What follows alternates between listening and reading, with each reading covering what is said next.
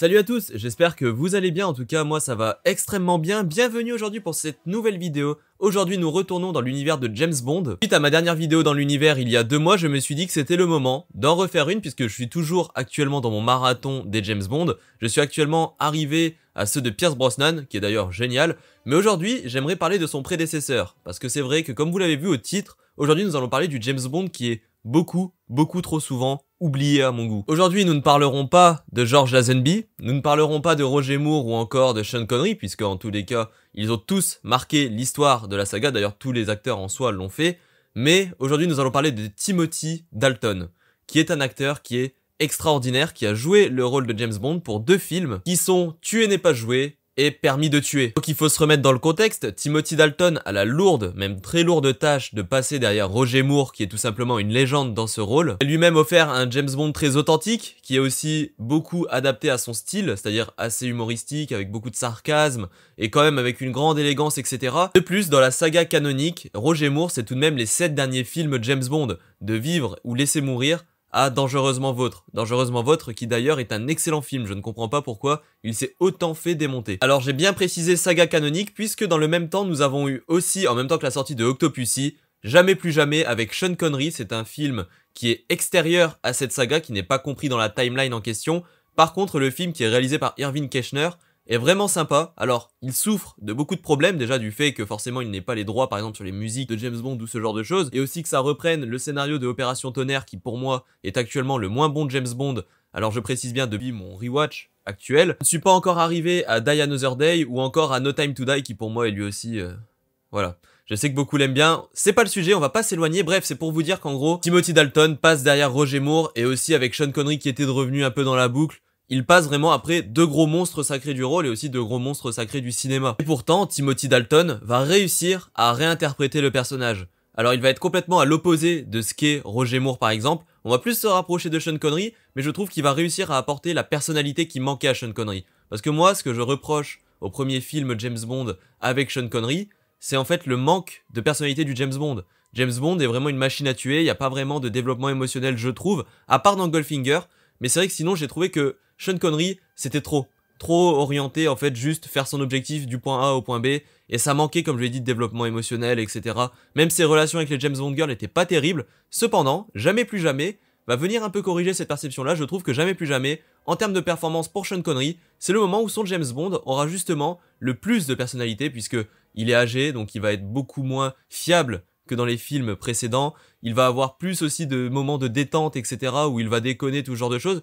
Donc c'est vrai que Jamais plus jamais, je trouve que pour le James Bond de Sean Connery, c'est une meilleure sortie que Les Diamants sont éternels, qui pour moi reste assez moyen. Timothy Dalton, lui, il va apporter un profil très ténébreux à son personnage. Parce que comme je l'ai dit, il va reprendre la violence de Sean Connery, il va avoir l'élégance à l'anglaise de Roger Moore, cependant il va pas reprendre du tout l'aspect humoristique par contre de Roger Moore. Vraiment, si je devais comparer le James Bond de Timothy Dalton avec un autre personnage de la pop culture, je dirais que c'est un petit peu le Batman des James Bond. Ce que j'ai beaucoup aimé, et je pense que c'est aussi ce qui fait la différence par rapport aux autres James Bond, c'est que Timothy Dalton, lorsqu'il a été engagé pour jouer James Bond, il a eu une discussion avec les producteurs, donc Albert Broccoli notamment, justement sur ce qu'il attendait de lui plus ou moins. Et vous pouvez retrouver cette interview de Timothy Dalton d'ailleurs, elle est assez connue. En fait, Timothy Dalton a clairement dit à Albert Broccoli que s'il venait pour faire du Sean Connery ou faire du Roger Moore, ça ne l'intéresse pas et qu'il fallait le laisser en gros faire son travail et réinterpréter le personnage à sa sauce. Chose qui a été acceptée par les producteurs puisqu'on a eu Timothy Dalton dans le rôle, et d'ailleurs c'était une très bonne décision parce que Timothy Dalton, hormis James Bond, c'est un acteur hyper réputé, que ce soit dans le monde du théâtre, notamment, surtout dans le monde du théâtre,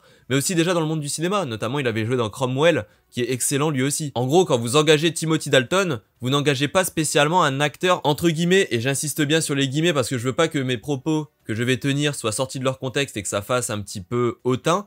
Mais ce que je veux dire, c'est que Timothy Dalton n'est pas un simple acteur de film d'action ou de blockbuster, non, c'est un acteur de genre à la base. Donc forcément, on peut se dire que c'est un acteur qui est capable de réinterpréter le personnage et de réussir à lui donner une personnalité complètement différente. Même si, attention, il faut aussi prendre en compte le fait qu'il peut aussi y avoir des craintes à l'époque, parce que c'est vrai que Timothy Dalton, comme je l'ai dit, c'est beaucoup de théâtre, c'est des films qui ont beaucoup plus une tournure dramatique entre guillemets, donc est-ce qu'il va savoir justement s'adapter à un film qui est plus orienté vers l'action, l'espionnage, et un peu aussi l'épique finalement. Et dans Tuer n'est pas joué, dès les premières minutes, il est convaincant. Il est convaincant parce que tout de suite on l'identifie à James Bond. D'ailleurs j'ai lu Alors sur plusieurs sites internet notamment et certaines revues d'autres personnes qui ont fait des vidéos ou quoi que ce soit, et même des personnes qui sont experts dans l'univers de James Bond, qu'apparemment Timothy Dalton serait la représentation la plus fidèle possible de James Bond justement de Ian Fleming. Alors je n'ai pas lu les livres à titre personnel, donc je ne pourrais pas témoigner de cela, mais j'en ai parlé aussi avec des proches qui eux ont lu les livres, et m'ont dit aussi que Timothy Dalton c'est celui qui se rapprochait le plus, même physiquement etc. dans la description. Donc je vais commencer par parler de Tuer n'est pas joué, qui est en général celui qui est le préféré des deux. Tuer n'est pas joué, ce que j'ai aimé déjà c'est l'action. L'action elle est mise en scène par John Glenn. John Glenn qui était là maintenant depuis quelques films. Le premier qu'il avait fait était pas terrible, c'était Rien que pour vos yeux. Celui-là je l'avais pas trop aimé très honnêtement, je trouvais qu'il était fade, qu'il a vraiment pris un coup de vieux finalement. Par contre après on sent qu'il a commencé à maîtriser en fait la saga James Bond et qu'il a vraiment pris son pied. Et justement ce que j'ai aimé avec Tuer n'est pas joué et même après dans Permis de tuer, c'est que les scènes d'action sont hyper généreuses et le rythme du film est très bien, c'est-à-dire que il y a des moments où ça prend son temps sans forcément casser le rythme. Et ça c'est quelque chose d'hyper important. Ce que j'ai beaucoup aimé avec le personnage de Timothy Dalton, c'est que son James Bond il dégage une grosse assurance, mais au point des fois d'être arrogant et même de potentiellement faire foirer les opérations. Même si au final ça se termine plutôt bien pour lui en général il est vrai, mais ce que j'aime bien justement c'est ce côté très confiant. Et je trouve que ça apporte justement quelque chose de nouveau au personnage dans le sens où, oui, James Bond, si bien vous regardez, à part celui de Lazenby, en général, il est confiant, etc. Mais ce que je veux dire, c'est que vraiment, Timothy Dalton, de par le côté ténébreux et le côté violent qu'il apporte au personnage, et aussi le côté émotionnel, mais qui pour moi, le côté émotionnel, en réalité, sera plus développé dans License to Kill. J'y reviendrai un petit peu plus tard là-dessus. Mais Timothy Dalton, il va apporter ce qu'on appelle une assurance au personnage, à un personnage, comme je l'ai dit, qui doit se renouveler, qui doit prendre le Roger Moore, parce qu'il prend clairement Roger Moore à contre-pied. Timothy Dalton, vous le verrez très peu, mais vraiment très peu faire de sarcasme. Plus dans Tuer n'est pas joué, l'avantage qu'a Timothy Dalton, c'est qu'il a vraiment une bonne écriture autour de lui. Les personnages sont intéressants, même les personnages secondaires, et les relations qu'il y a entre eux sont franchement bien définies, et comme je l'ai dit, même les antagonistes sont extrêmement bien joués. Je trouve que justement, il y a tout un embargo autour de ce film par rapport à l'espionnage. Parce qu'en effet, on va avoir un général russe, on pensait qu'il désertait le général Koskov, au final, en fait, c'était pas du tout le cas. Il faisait ça juste pour faire en sorte de pouvoir créer un conflit diplomatique, et en plus de ça, pouvoir permettre le trafic d'armes et ce genre de choses. Bref, c'était vraiment, je trouve, quelque chose d'assez intéressant. Ça prend au dépourvu le spectateur, puisque c'est vrai qu'on avait, je trouve, un peu quitté cette branche-là de pur film d'espionnage avec Roger Moore sur ses derniers films. Au niveau antagoniste, comme je le disais, c'est hyper solide, notamment avec le personnage de Necros, qui est vraiment, pour le coup, il porte vraiment bien son nom, puisqu'il va vraiment faire un carnage. Et ce que j'aime beaucoup, ce personnage de Necros, finalement, c'est que l'acteur est très stéréotypé, dans le sens où c'est le grand baraque, blond, avec un regard froid, justement, qui est clairement, on le sent, c'est une machine à tuer. Mais ce que j'aime, c'est que ce personnage, il est utilisé de sorte à provoquer les émotions chez le James Bond, justement, de Timothy Dalton, qui, comme je l'ai dit, est très ténébreux, très froid, très pragmatique. Et pourtant, par exemple, je repense toujours à cette scène avec Saunders, où Saunders s'en va, se fait piéger justement par Necros, meurt sous les yeux de James Bond sort, pète un câble, il sort même son flingue face à une mère et son enfant qui du coup panique, hein, très logiquement, en pensant que c'était justement Necros. Au final, on se retrouve avec une scène où là, il regarde un peu partout, les yeux, ils sont rouges, mais rouges de haine, on sent la rage à travers le visage de Timothy Dalton à ce moment-là. Littéralement, on pourrait croire qu'il va griller I'm Vengeance. C'est littéralement ce qu'on pourrait croire. Bon, j'image un petit peu, mais ce que je veux dire, c'est que vraiment, les personnages de ce film sont faits pour développer le James Bond. Et c'est pour ça que, en général, j'avoue que les James Bond purement films d'espionnage, c'est pas mes préférés, je ne dis pas qu'ils sont mauvais, mais je dis juste que ceux où on se base vraiment sur une histoire de full espionnage, c'est vraiment généralement malheureusement ceux où on développe le moins le personnage. Et là je trouve que justement, dans ce film là, ils ont réussi à faire le juste milieu, c'est-à-dire que l'histoire d'espionnage va rester, cependant, entre deux, on va réussir à travers différents personnages secondaires pour faire en sorte que le personnage de Timothy Dalton soit vraiment impliqué. Et c'est important parce que comme je l'ai dit, il passe après un James Bond qui a quand même fait 7 films. Donc il faut vraiment faire en sorte que le nouvel acteur puisse être attachant aux yeux du public. Je ne sais pas si c'est ce qui a le plus marché, puisqu'au final, malheureusement, Timothy Dalton n'a fait que 2 films, mais moi je trouve que justement, ce côté très froid, ténébreux et justement en même temps sensible, le rend justement excellent dans son rôle. Et par exemple, je vais faire un peu la transition avec License to Kill, je disais que justement, Tuer n'est pas joué est le juste milieu entre le film d'espionnage et le film émotionnel, bah je trouve que License to Kill, lui, il va vraiment se baser sur le côté émotionnel. Pour vous faire vite fait le pitch, Felix Leiter va se marier, mais sauf que juste avant, ils vont faire une mission pour arrêter un gros cartel de drogue, notamment le dirigeant Franz Sanchez, qui est d'ailleurs extrêmement cool comme antagoniste, je trouve. Il est vraiment bien joué, en plus de ça, franchement, rien à dire. Et en fait, ce Franz Sanchez, après, va se venger de Leiter, va tuer sa femme, Leiter va se faire à moitié dévorer par un requin, bref, James Bond va partir dans une vendetta personnelle. Il va même démissionner du MI6, le MI6 va vouloir le poursuivre, enfin ça va vraiment partir en live. Et ce film, pour moi, est hyper sous-estimé. Parce qu'en fait, James Bond va en effet démissionner du MI6, tout ce genre de choses, mais en fait, on nous fait finalement un rappel au film, au service secret de Sa Majesté, justement. Dès le début, on va nous parler un peu du fait qu'il a été marié, que sa femme est morte, et justement, quand la femme de Leiter va vouloir dire à James Bond, bon bah c'est toi le prochain qui te marie, lui va faire non, non, mais en étant hyper froid et en partant, voilà.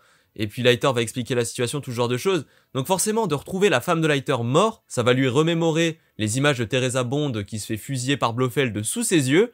Et franchement, c'est pour ça que je trouve que ce film est pertinent. Parce qu'en soi, on peut se dire, attends, il envoie chier le MI6, il part dans une vendetta personnelle, mais où est James Bond en fait finalement? Est-ce qu'on n'est pas dans un simple film d'action? Eh bien non les amis, non les amis. Ce film, c'est justement pour moi un des films qui a le mieux compris le personnage de James Bond. Ça permet d'ouvrir la sensibilité du personnage de Timothy Dalton. Parce que comme je l'ai dit, avec tout ce qu'il a vécu par le passé, tout ce genre de choses, il a des relations assez froides, sauf avec justement Leiter, c'est vrai dans ce début de film, où bah, par exemple, forcément il est invité au mariage, tout ce genre de choses, ça commence vraiment joyeux, et lui, il veut sauver son ami, quitte à aller à l'encontre de sa mission principale, quitte à aller à l'encontre du gouvernement britannique, et d'ailleurs dans ce film, License to Kill, James Bond en réalité devient un poids pour tout le monde. Puisqu'il va faire foirer une opération d'espionnage de Hong Kong, il va condamner plusieurs membres du MI6, autant vous dire, littéralement, qu'il devient vraiment un poids pour l'équilibre mondial à ce moment-là, tellement il a envie de se venger. Même la James Bond Girl qui justement fait partie au final des informateurs de la CIA, d'ailleurs elle est incarnée par Keri Lowell, et franchement Pam Bouvier, je trouve que c'est une super James Bond Girl dans le sens où elle sait se battre, elle est vraiment indépendante je trouve quand même par rapport à James, et ses sentiments envers lui sont sincères, et vice versa d'ailleurs. Et ce que je trouve vraiment sympa avec ça justement, c'est que même elle est à deux doigts de réussir à conclure un marché avec un des généraux de Sanchez justement, qui possède des Stinger, donc en gros des lance-roquettes qui sont voués vraiment à faire la guerre, et à détruire tout ce qu'il verrouille. Et au final, pourquoi ça va foirer? Parce que James Bond est tellement omnubilé par le fait d'abattre Sanchez, qu'il va tout faire foirer. Il va clairement faire une sorte de mini-attentat sur le truc, enfin bref, ça va être quelque chose vraiment de fou. Et il va en avoir rien à foutre d'ailleurs des gens dans ce film. Lui, ce qu'il veut, c'est venger son pote. Je comprends qu'à l'époque, ça ait blessé des personnes entre guillemets, dans le sens où c'est vrai que ce film a pas eu la cote. J'ai même vu au niveau des notations, c'est pas forcément incroyable. Mais pourtant, je trouve que, avec du recul et quand on fait le bilan de la saga, c'est le film déjà qui se rapproche le plus de Au service secret de Sa Majesté, puisque dans Au service secret de Sa Majesté, James Bond, finalement, il va se laisser avoir par l'amour. Et son amour va justement être détruit. Et finalement, dans ce permis de tuer, hormis le fait qu'effectivement il y a beaucoup de scènes d'action, il y a énormément comme on dit, hein, de la tatane, faut dire ce qu'il y a de la tatane, il y a du complot, enfin c'est vraiment un gros film bien généreux, on oublie trop souvent l'aspect émotionnel. Dans celui-ci, James Bond c'est amicalement où il va se faire avoir, et on va lui rappeler des souvenirs d'antan, donc qui sont arrivés Au service secret de Sa Majesté, qui vont clairement le faire vriller. Et encore une fois, je trouve que Timothy Dalton était la personne parfaite et idéale pour ce rôle, puisque dans Tuer n'est pas joué, on l'a établi comme un James Bond assez ténébreux, donc forcément il fallait le pousser au bout de ses émotions, et je trouve que Permis de tuer le fait vraiment très bien. En plus de ça, dans Permis de tuer, ce que j'ai aimé, alors c'est pas en rapport avec Timothy Dalton, mais c'est l'implication de Q. L'implication de Q qui, je trouve, est extraordinairement drôle. Franchement, il est vraiment incroyable et hyper pertinent d'ailleurs. Donc franchement, ce film, en plus de ça, Permis de tuer, alors je le vends comme une vendetta, c'est vrai, parce que je suis pas dans une critique précise de ce film, mais il y a quand même beaucoup plus qu'une simple vendetta, attention. Et ce que j'aime bien aussi, c'est qu'à la fin, James Bond, malgré toute cette vendetta finalement, va quand même permettre de sauver le monde une nouvelle fois. Mais aussi, dans Permis de tuer, vous avez un super casting, je trouve, notamment avec un jeune Benicio del Toro. En fait, Timothy Dalton, une nouvelle fois, un James Bond est devenu un être humain. Parce que c'est vrai que, vous regardez, depuis George Lazenby, on n'avait pas eu ce côté très humain avec même Roger Moore, malheureusement, même si j'adore Roger Moore, franchement, j'adore cet acteur, j'adore son James Bond, j'adore ses films d'ailleurs. Mais c'est vrai que, depuis George Lazenby, on n'avait pas eu un James Bond qui est capable d'aller à l'encontre du MI6 pour quelqu'un qu'il aime. Et je pense que c'est ce qui a dérangé à l'époque. C'est que Timothy Dalton, il est revenu avec cette même opinion de James Bond, cette volonté d'en faire un personnage torturé, et que les gens n'étaient juste pas prêts pour ça. Eux, ils voulaient voir en fait ce qui deviendra plus tard, par exemple, Pierce Brosnan. Pierce Brosnan, que j'adore aussi, qui est exceptionnel, je trouve que lui, par exemple dans GoldenEye, même s'il y a ce côté émotionnel avec justement Alec qui le trahit, tout ce genre de choses, toute cette trahison amicale, je trouve que Pierce Brosnan, c'est le parfait mélange de Roger Moore et de Sean Connery, et qu'il a réussi à faire la jonction justement, et qu'il arrive à parfaitement intégrer les deux, tout en apportant sa petite touche, mais sans en faire non plus un James Bond hyper torturé, par exemple comme Timothy Dalton. C'est pour ça en fait, je le précisais au début de la vidéo, et c'est là tout mon propos, c'est que Timothy Dalton, comme je le disais, c'est un acteur de théâtre, c'est un acteur de film de genre, ce n'est pas un acteur de blockbuster, et c'est pour ça que ce propos au début de vidéo était important. Parce que Timothy Dalton, pour lui, l'acting, c'est vivre le personnage, c'est apporter son vécu, c'est lui donner une personnalité.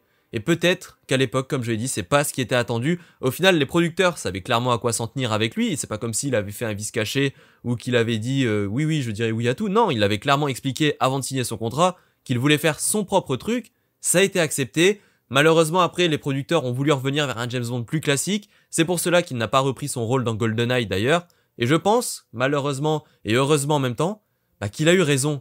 En fait, il a eu raison parce que, avec 2 films, finalement, je trouve qu'il a marqué l'histoire de la saga. Je trouve qu'il a apporté une vision de James Bond qui est exceptionnelle. Et pour moi, dans la lignée de ce qu'avait apporté Lazenby, souvenez-vous, c'était un James Bond assez plutôt naïf quand on regarde, qui était pas parfait, qui émotionnellement était assez sensible et ce genre de choses. Timothy Dalton, alors, il est peut-être plus confiant, etc., mais émotionnellement, je trouve qu'il est aussi torturé que celui de Lazenby, si ce n'est plus. Et donc, je pense vraiment que c'est quelque chose de très très bon et qui a vraiment fait du bien à la saga en réalité. En plus, le cinéma, comme je l'ai dit dans plusieurs vidéos, pour moi, forcément le visuel, ça compte beaucoup. Et Timothy Dalton, il rentre dans les caractéristiques physiques de ce qu'est James Bond. Il est grand, classe, il a le flegme anglais, il a le bon mot au bon moment, il est clinique. Vraiment, franchement, ce James Bond, je trouve qu'il suit une bonne lignée. Il est dans la lignée de ce qu'on a eu auparavant en apportant du nouveau. Par exemple, moi avec Daniel Craig, j'ai beaucoup plus de mal parce que Daniel Craig, physiquement, il est petit, il est très stock, il n'est pas brun ténébreux. Enfin, pour moi, il n'a pas du tout la caractéristique physique de ce qu'est James Bond ou de l'image que je me fais de James Bond. Et c'est vrai que dans les films de Daniel Craig, à titre personnel, j'ai franchement du mal. Déjà parce qu'il y en a certains que je trouve que c'est vraiment des mauvais films. Exemple Quantum of Solace, Spectre et même No Time to Die. Pour moi, ces 3-là sont des mauvais films. Skyfall est exceptionnel, pas loin du chef-d'œuvre. Et Casino Royale est un très bon film d'action. Mais encore une fois, quand je vois Casino Royale, en fait, c'est un super film d'action, il n'y a pas de souci. Mais le fait, en fait, j'arrive pas à m'intégrer Daniel Craig, personnellement, en tant que James Bond. Et peut-être que quand j'aurai fini mon marathon, je ferai une vidéo à ce propos-là pour développer, évidemment, tout cet aspect. En tout cas, pour conclure, voilà, Timothy Dalton, je trouve qu'il était même en avance sur son temps, parce que le Bond de Craig, au final, il va faire du Timothy Dalton sur certains points, notamment au niveau de la violence, par exemple. C'est vrai que Daniel Craig va beaucoup, je pense, s'inspirer de Timothy Dalton sur certaines scènes. C'est vrai qu'au final, Timothy Dalton, malgré les éloges que je vous fais et que beaucoup ont fait d'ailleurs sur YouTube, je suis pas le seul à le faire, c'est le James Bond qui est clairement le moins populaire. Parce que même Lazenby qui fait débat, Lazenby, il a fait un film, et le fait qu'il ait fait qu'un film, dans un film en plus assez unique pour le coup, forcément, même si on aime ou on n'aime pas, Lazenby, on sait qu'il a été là. Mais Timothy Dalton, c'est vrai que je trouve qu'il passe souvent sous les radars, et pour moi, c'est pas normal. Donc très honnêtement, si vous suivez la saga James Bond, et que vous avez tout vu, etc., n'hésitez pas à me dire en commentaire ce que vous avez pensé, vous, de Timothy Dalton. Est-ce que vous êtes d'accord avec mes propos, ou pas du tout? D'ailleurs, vous avez le droit de pas l'être, y a pas de souci. Si vous n'avez pas regardé les James Bond, je vous recommande vivement de les regarder tous d'ailleurs, mais plus particulièrement ceux de Timothy Dalton qui sont vraiment sympas, je pense, et des bonnes portes d'entrée dans l'univers. Ensuite, n'hésitez pas, bien évidemment, comme d'habitude, à aimer cette vidéo, à vous abonner si vous ne l'êtes pas déjà, n'hésitez pas à partager la vidéo, c'est hyper important aussi pour faire connaître la chaîne. N'hésitez pas, comme je l'ai dit, les commentaires, c'est à vous, n'hésitez pas à donner votre avis ou quoi que ce soit. Vous pouvez aussi me suivre sur les réseaux sociaux, notamment sur X, sur Instagram, sur Letterboxd ou encore sur mon TikTok. C'est vrai que là, j'ai fait beaucoup de shorts, vous avez vu sur YouTube. C'était exceptionnel pour la Star Wars Célébration. Je vais pas vous flouder comme ça à chaque fois, c'est pas utile. Par contre, si vous aimez ce format de vidéos courtes, bien qu'il y en aura de temps en temps sur YouTube, n'hésitez pas à aller sur mon TikTok directement, car là, je vais être beaucoup plus actif sur ce format. Donc voilà, j'espère que cette vidéo vous aura plu. N'hésitez pas, encore une fois, à me dire votre ressenti et à vous abonner à la chaîne. C'était Louitos, on se dit à la prochaine pour une nouvelle vidéo. Salut à tous!